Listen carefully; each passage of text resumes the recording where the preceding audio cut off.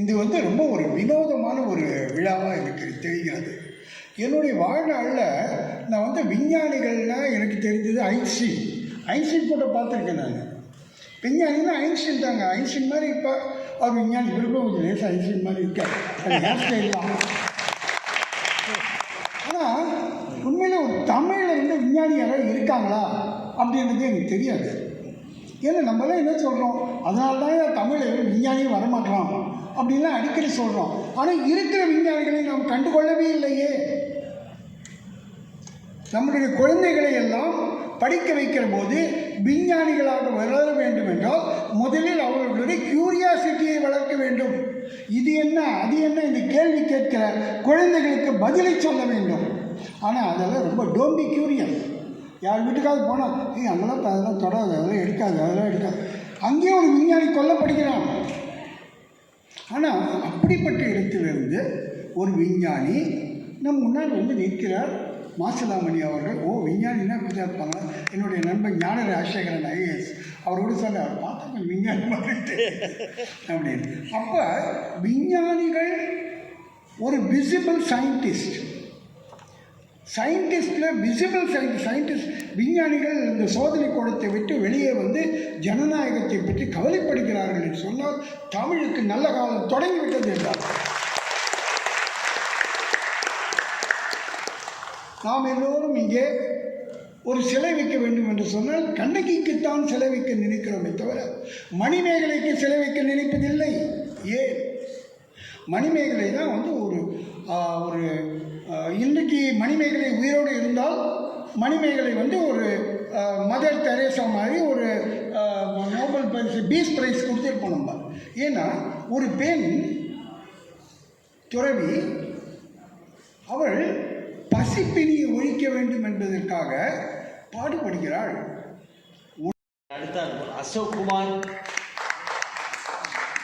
அதற்கு பின்னால் எம் சீனிவாசன். யாரு எல்லாரையும் படிக்கிறேன், டக்குன்னு வாங்க. எம் சீனிவாசன் வரவில்லை. டாக்டர் அறிவொளி, எல்லாருமே பேராசிரியர், எல்லாருமே டாக்டரேட் வாங்கி அதை நினைவேற்றுக்கணும்.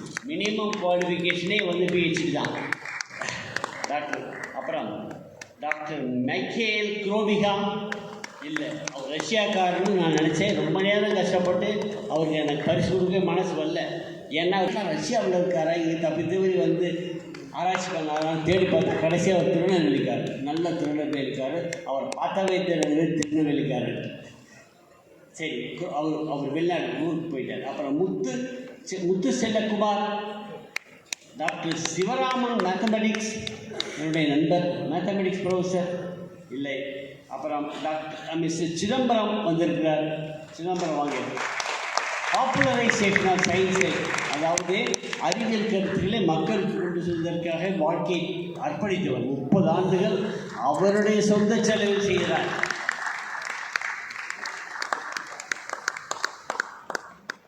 அப்புறம் முத்து செந்தில் பாண்டியன் இவர்கள் வேற யாரும் இருக்கிறார்களா? வேற யாரும் நான் மிஸ் பண்ணிட்டேன்னா மேடம் வரலட்சுமி தமிழ் பாப்புலரைசேஷனுக்கு மேடம் வரலட்சுமி வாங்க மணிக்கு நான் நீங்கள் மிஸ் பண்ணிட்டேன், வாங்க மேலே வாங்க. வேற யாரும் தப்பித்தவரி அனைவரும் தவறு இருந்தாலும் பாருங்கள், மேடைக்கு வாருங்கள். மேடையில் நின்று பொன்னாடை கொடுத்தபடி கேட்டுக்கொள்கிறேன். ஒவ்வொருவரும் அவர்கள் துறையில் பல வகையான சிறப்பு பெற்றவர்கள், பல வகையான ஆராய்ச்சி சாதனை பண்ணியிருக்கிறார்.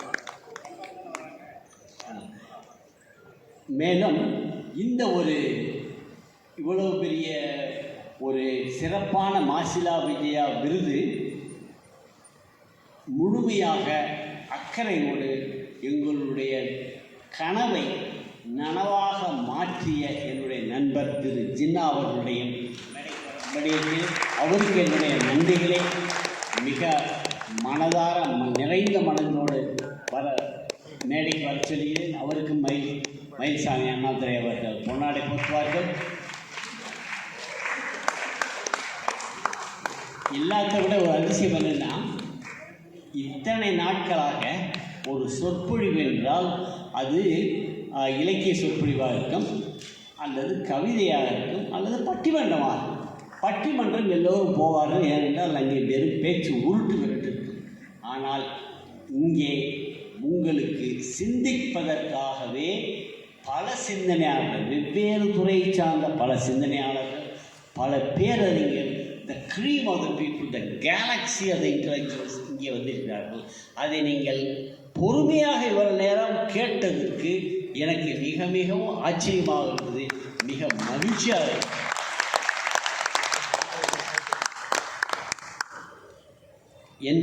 என்னுடைய மனமார்ந்த நன்றியை உங்கள் ஒவ்வொருவருக்கும் நான் தெரிவித்துக் கொள்கின்றேன். இப்பொழுது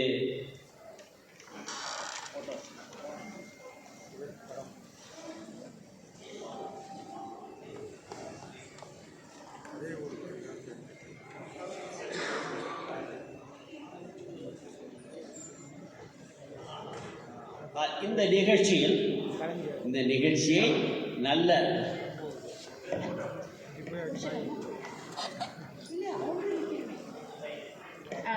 அனைவருக்கும் வணக்கம்.